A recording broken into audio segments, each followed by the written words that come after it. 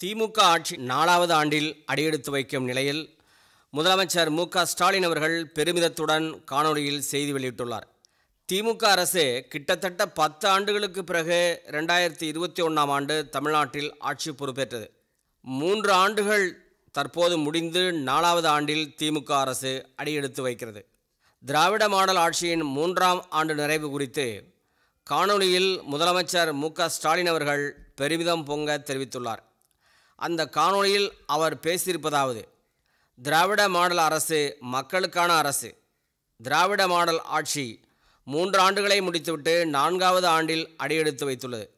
இந்த 3 ஆண்டுகால ஆட்சியில் மக்கள் நலத்திட்டங்களால் பொதுமக்கள் மகிழ்ச்சி அடைந்துள்ளனர்.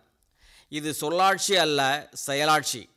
மக்களின் நன்றியளந்த வாழ்த்தும் புன்னகை அரும்பும் முகங்களும் தான் இன்னும் உழைக்க தூண்டுகிறது.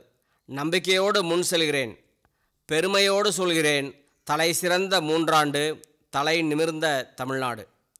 மேலும் ஸ்டாலின் என்றால் செயல் செயல் செயல் என்பதை நிரூபித்து காட்டியுள்ளேன்.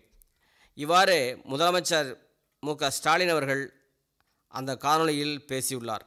அந்த காணொலியில் திமுக அரசின் சாதனைகளை மக்கள் பாராட்டிய கருத்துக்கள் இடம்பெற்றுள்ளன.